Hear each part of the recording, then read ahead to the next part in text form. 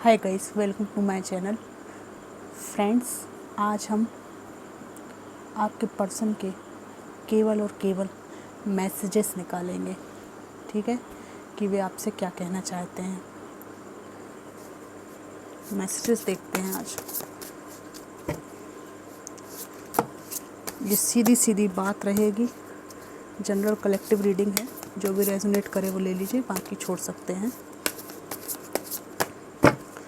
Divine ancestor master spirit guide, मुझे बताइए कि मेरे व्यूअर्स के पर्सन उनको क्या मैसेजेस देना चाहते हैं।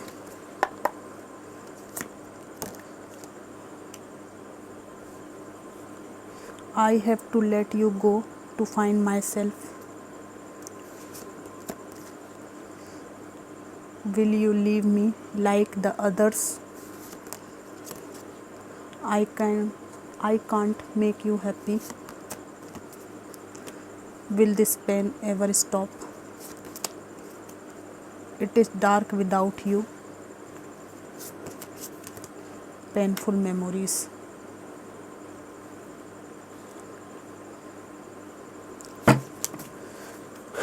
तीन कार्ड और। I can't talk to you right now.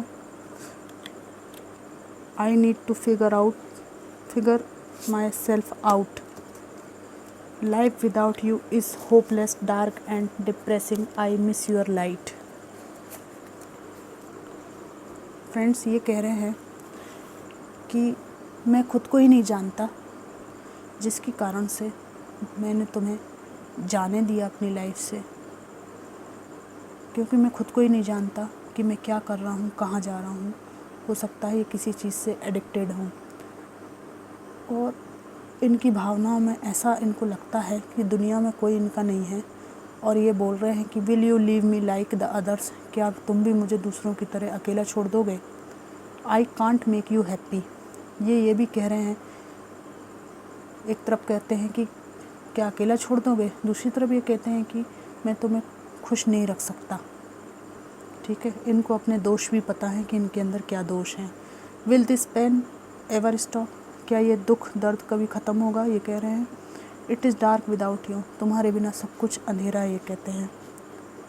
Painful memories, दुखद स्मृतियाँ हैं आप दोनों के बीच की, लड़ाई झगड़े, मारपीट, या जो भी इन्होंने आपके साथ किया, आपने इनको कुछ कटु शब्द बोले हों, ठीक है, तो वो जितनी टॉक्सिसिटी है वो पेन देती है इनको, और उनको याद आती है उन सब बातों की। और आपका जो बिछड़ना हुआ वो चीज़ इनको बहुत तकलीफ़ देता है। I can't talk to you right now, मैं तुमसे अभी बात नहीं कर सकता। हो सकता है ये किसी परिस्थिति में, परिवार में, या किसी पर्सन, थर्ड पर्सन में, जहाँ भी उलझे हुए हैं, उसकी वजह से कहते हैं कि मैं तुमसे बात नहीं कर सकता। मेरा बहुत जी चाहता है बात करने का, पर मैं कर नहीं पाता। ठीक है, फिर आया है I need to figure myself out,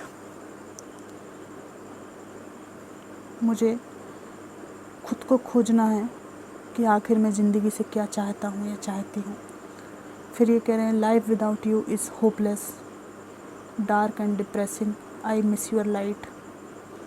ये कह रहे हैं कि मेरी जो ज़िंदगी है तुम्हारे बिना बहुत अंधकार में चली गई है, मुझे कुछ समझ में नहीं आता, मैं डिप्रेशन में जीवन गुजार रहा हूँ या गुजार रही हूँ, ऐसा लगता है, कोई मुझे नहीं समझता।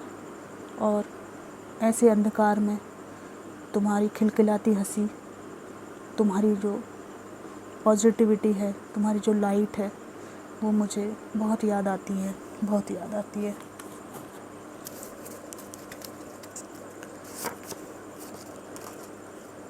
आई want to let you in but I am scared now, मैं तुम्हें अपनी ज़िंदगी में वापस लेना चाहता हूँ या लेना चाहती हूँ, लेकिन मुझे अब डर लग रहा है। डर इनको इसलिए लग रहा है कि ये किसी अन्य व्यक्ति के साथ आपको कैसे अपनी ज़िंदगी में लेंगे। ठीक है ना, सब मिट्टी पलीत नहीं हो जाएगा, ना घर के रहेंगे ना घाट के। मैं तुम्हारे लिए ऑब्सेस हो रहा हूँ, और यह बात मुझे डराती है आपका जीवन कहीं और ना बन जाए। ठीक है, उसके कारण ये आपके प्रति ऑब्सेस्ड हैं, क्योंकि आपके ऊपर ये बहुत डोमिनेटिंग रहे हैं, बहुत कब्जा जमा के इन्होंने रखा है। तो ये ऑब्सेस्ड हो रहे हैं आपके प्रति और ये बात इनको डरा रही है कि कहीं आप इनके ना रहे तो ये क्या करेंगे, जबकि ये पॉसिबिलिटी हो सकती है कि ये किसी के हो चुके हों। पर आपके लिए पैमाना अलग है, इनका खुद के लिए अलग है। मेरी ज़िंदगी में बहुत परेशानी है, मेरे लिए दुआ करो प्लीज़। बहुत परेशान है ये, मुझे माफ़ करना तुम्हारी मर्ज़ी है।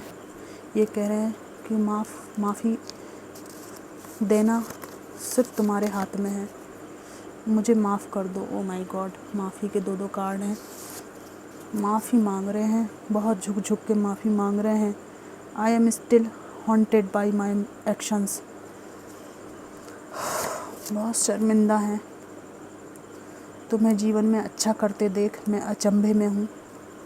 कभी सोचा नहीं था इन्होंने कि आप अपने जीवन में अच्छा कर पाएंगे। मुझे गलत मत समझो, एक्सक्यूज़ दे रहे हैं ये कह रहे हैं हाँ, माफ़ी गलतियों की होती है, गुनाहों की नहीं, और मैंने एक गुनाह कर दिया है।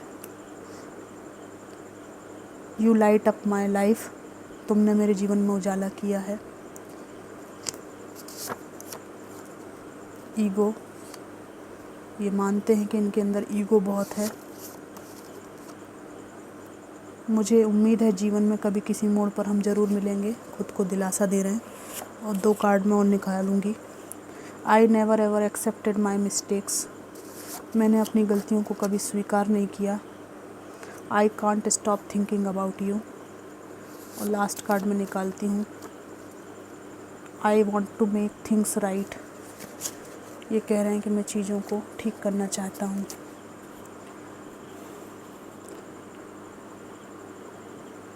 इनका दिमाग जो है लगातार आपके बारे में सोचता रहता है और इनको किसी चीज़ की बहुत शर्मिंदगी है और बार बार ये झुककर माफ़ी मांगना चाहते हैं आपसे, लेकिन ईगो इनके आड़े आता है, जिसकी वजह से ये चाहते तो हैं माफ़ी मांगना पर उतना झुक नहीं सकते।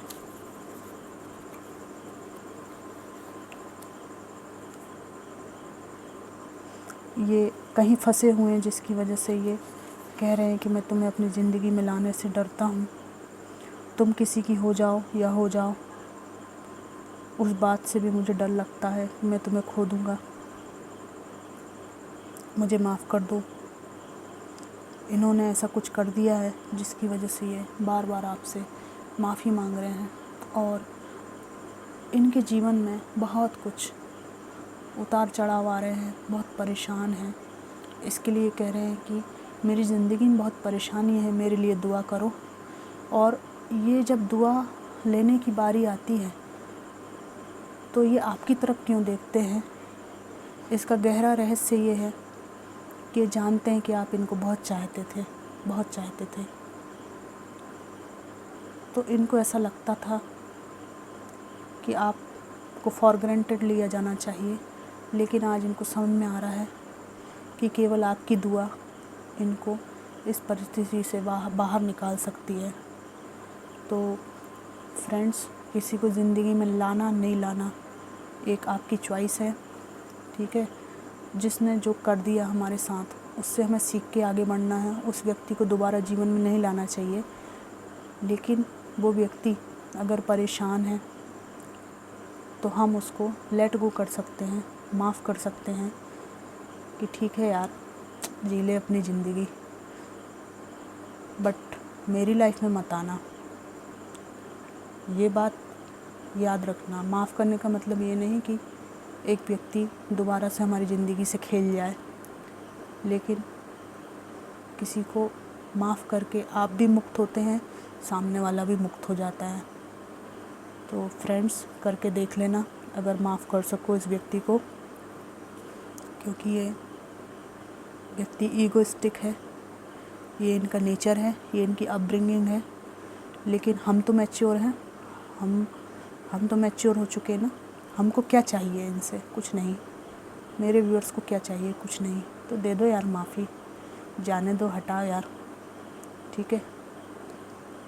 उनसे कहना नहीं है कि हमने तुम्हें माफ़ कर दिया, बस अपने दिल से अकेले में एकांत में माफ़ कर दो उससे आप भी हल्के हो जाएंगे, ये भी हल्के हो जाएंगे। माफ़ी से आपका उद्धार हो जाएगा। माफ़ कर देने से इंसान का हृदय चक्र खुल जाता है ना। लेकिन ऐसा नहीं करना कि हृदय चक्र खोल के उस हृदय में फिर से किसी टॉक्सिक इंसान को रख लें आप। हृदय चक्र खुल जाता है अपने विकास के लिए, अपने जीवन के कल्याण के लिए, ठीक है ना। उस हृदय चक्र को खुलने के बाद हम कहीं और यूज़ करेंगे ना, प्रकृति में, समाज में, किसी कविता में, किसी गीत में, किसी संगीत में उस हृदय के खुल जाने को हम इस्तेमाल करेंगे, ठीक है। किसी छोटे बच्चे के साथ प्रेम में, समर्पण में, ठीक है, अपने परिवार के प्रति प्रेम समर्पण में। क्योंकि ये बात तो सच है कि किसी ने कुछ भी किया हो हमारे साथ में, लेकिन जो सच्चा प्रेम होता है वो कभी भूला नहीं जाता। कुछ भी किया हो, हम चाहें भी सज़ा देना तो वो एक अलग बात है, लेकिन किसी बिंदु पर आकर हम ये कभी नहीं चाहेंगे कि किसी का अहित हो, है ना। हम किसी रास्ते चलते का भी अहित नहीं चाहते। तो ये तो एक ऐसा व्यक्ति था जिससे हमारा संबंध था, है ना। तो एकांत में आप माफ़ कर दीजिए। माफ़ ना कर सकें तो लेट गो कर दीजिए। इससे आपको ही फ़ायदा होना है, ठीक है। उनका होगा तो होगा, डिवाइन चाहेंगे तो उनको आपकी माफ़ी पहुंचा देंगे, लेकिन 100% आपका इसमें पूरी तरह से कल्याण छुपा हुआ है, क्योंकि ये व्यक्ति परेशान तो है, रीडिंग में ये साफ साफ आ रहा है। लेकिन कई बार ऐसा भी होता है कि परेशान है, आपने माफ़ कर दिया, लेकिन मैनिपुलेटिव ये आज भी हैं, ठीक है। ऑब्सेस्ड ये आज भी हैं, एक कब्जा करने की नीयत इनकी आज भी है।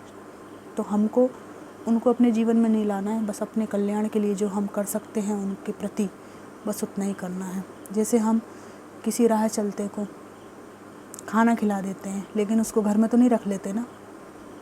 जितना हमारा कर्तव्य है, जितना हमारी इंसानियत है, उतना हम कर देते हैं, लेकिन हम उसको घर में तो नहीं रख सकते, क्योंकि संसार में कितने लोग हैं, हम किस किस को घर में रखेंगे, किस किस को करेंगे। लेकिन जो हमारा एक इंसानियत के नाते किसी को दुआ देना, वो आप कर सकते हैं। तो फ्रेंड्स, मैं भी आज बहुत उदास हो गई हूँ, बहुत उदास हो गई हूँ आज मैं ये कार्ड्स देखकर। ठीक है, एनीवे कोई बात नहीं, ये सब चलता रहता है लाइफ में। रीडिंग आपको कितनी मैच करी, कैसी लगी, मुझको ज़रूर बताइएगा। Thanks for watching.